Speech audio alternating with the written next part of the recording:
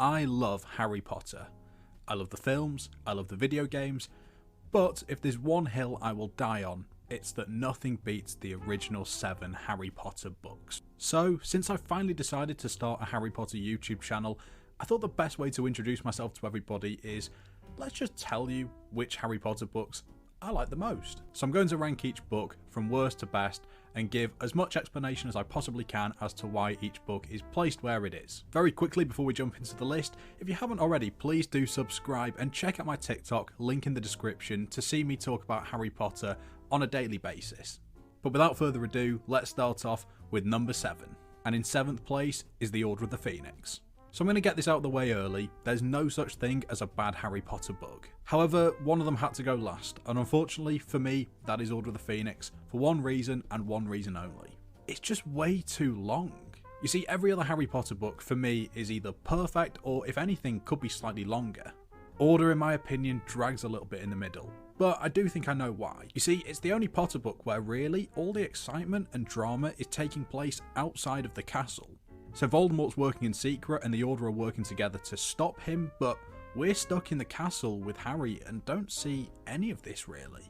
Instead, what we see is the Golden Trio's only real issue throughout this book, which is just a bad headmistress. Now look, don't get me wrong, Umbridge is awful, and it is fun seeing the trio and the DA rebel against her throughout the school year, but really, it's nowhere near as thrilling as when something more serious is going on, like Harry being thrown into a life-threatening tournament, or anything Voldemort related. I do really like the final portion of this book, including everything involved in the Ministry, especially Dumbledore and Voldemort's battle, but unfortunately, it does take last place. In 6th place is the Chamber of Secrets. There's a running theme with the Chamber of Secrets that everybody places both the book and the movie near the bottom of their lists when they rank the Harry Potters, but then will also argue that it's one of the most underrated ones in the series. And guess what? I'm no different. You see, this is a fun book, and I especially love the chemistry of the Golden Trio working together to discover all the secret goings on at Hogwarts this year. There's also constant jeopardy with people being petrified all over the place in the castle. Oh, and I love Gilderoy Lockhart, by the way. So why is it low on my list? Honestly, it's just personal preference. I'm not a massive fan of the whole memory in a diary being the villain of the story sort of thing, compared to some of the bigger and better villains and plot twists that we get throughout the series. I also think, and I'm going to be super critical here despite not having the slightest idea on how to write a book, but the pacing just feels a little bit off to me. I feel like the middle of the book stretches out a bit, whereas the ending, let's say from where Hagrid gets arrested, absolutely flies by in comparison. Look, it is still a great book, but hey, it only gets better from here.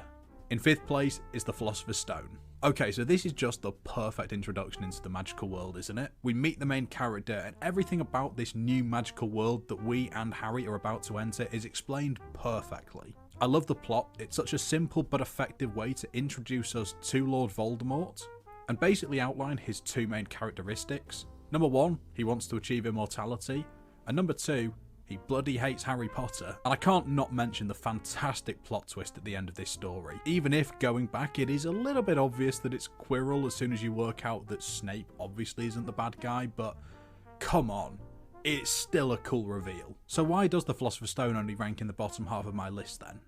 Well, there's a very simple answer. This book is so short. The book only has 17 chapters, which is more than 20 chapters less than some of the bigger books later in the series. Oh, and they're short chapters as well. Just to put into context how short this book is, the first time that we actually enter Hogwarts is in chapter 7. Fast forward to pretty much the end of the school year when the Golden Trio first go through the trapdoor. This is in chapter 16. So that's basically 10 chapters to cover Harry's entire first year at Hogwarts, up until the point where he faces off with Voldemort. So look, I do love this book, but it does feel like there's about 3 pages between Halloween and Easter, and I just need more detail. In 4th is The Prisoner of Azkaban. So bang in the middle of my list, I love the plot of the Prisoner of Azkaban book. Now I know I'm going to sound like a hypocrite here because I slated Order of the Phoenix for not giving the Golden Trio enough to worry about for the year, but I do also love the lack of Voldemort in this book specifically. Why? Because it makes the idea of Sirius Black, this deranged lunatic who's supposedly broken out of Azkaban to find Harry, so much more terrifying, because he must be that awful to make everyone just forget about Voldemort for the year. The introduction of Lupin is great, Ron and Hermione's chemistry in this book is fantastic, like just when Harry was starting to think that an eventual face-off with Sirius Black wasn't stressful enough, Ron and Hermione would just find a reason to hate each other's guts. Undoubtedly though, the best part about this book is the ending. The final chapters in the Shrieking Shack, finding out the truth about Peter Pettigrew, travelling back in time to do it all over again, but better, chef's kiss. It is truly peak Harry Potter. The only reason this book doesn't break into my top 3 is again down to size. Prisoner is still significantly smaller than the books that I've got left to talk about in this list, so just on a technicality, it falls slightly short. In third place is the Deathly Hallows. There's nothing worse than becoming truly engrossed in a series just for the ending to suck. Thankfully, this isn't the case in the Harry Potter series, because the Deathly Hallows is a near perfect ending in my opinion. I just love how we start the book in some ways with all the information we need, but in other ways, completely in the unknown. We know we need to find Horcruxes, but we have no idea what they all are and where to find them. However, as we progress through the chapters, slowly but surely, secrets are revealed, clues are solved, and all the pieces of the impossible Horcrux puzzle are put into place. Harry killing Voldemort, Neville killing Nagini, Ron and Hermione finally getting together. There's so many great moments in this book. And honestly, the only reason this book doesn't break into the top 2 of my list is because, as someone who read these books a very long time ago, when I go back and reread them now, I do get slightly less nostalgia from a book that takes place mainly outside of Hogwarts. However, this isn't a criticism of the book. It makes perfect sense for the trio to be out there, vulnerable, in a world being taken over by Voldemort. It adds so much peril to their situation. But I just can't bring myself to put a book that doesn't centre around a regular fun school year at Hogwarts any higher than 3rd in my list. I'm sorry. In 2nd place is the Goblet of Fire. Honestly, it pains me to put this book in 2nd. I love it so much. But I'm just going to get it out the way now. The only reason this book isn't in 1st is because of how much I love the book we've still got left to talk about. Back to Goblet of Fire. Apart from Harry and Ron's fallout that I'm not too fussed on because I think their first fight should have been saved for in the Deathly Hallows when Ron storms out. Apart from that, there is nothing in this book that I don't like. I love the concept of the Triwizard Tournament. It's just a great reason to change up the school year by adding a little bit more danger to Harry's life, because there just wasn't enough already. Barty Crouch Jr. as a villain is probably my favourite villain in the entire series, and the constant feeling of knowing there is someone in Hogwarts who put Harry's name in the Goblet of Fire just adds this extra sense of mystery that I just love. Voldemort's return is epic, and honestly, every time I get to the Goblet of Fire in a reread, I'm just a happy, happy man.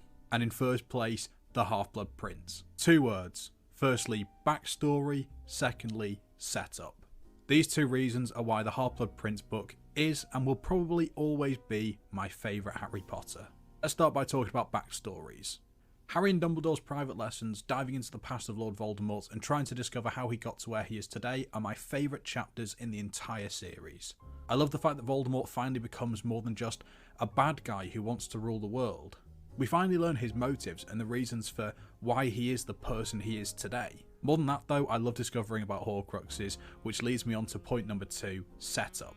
This book perfectly sets up the final book in the saga. We finish Half-Blood Prince knowing what we're looking for, Horcruxes. We know how many there are, we have a vague idea of what they could be, but we're not 100% sure. We also have no idea where to find them, but now that Dumbledore's dead, we know that that's Harry's mission in the Deathly Hallows. Find the Horcruxes, kill the Dark Lord.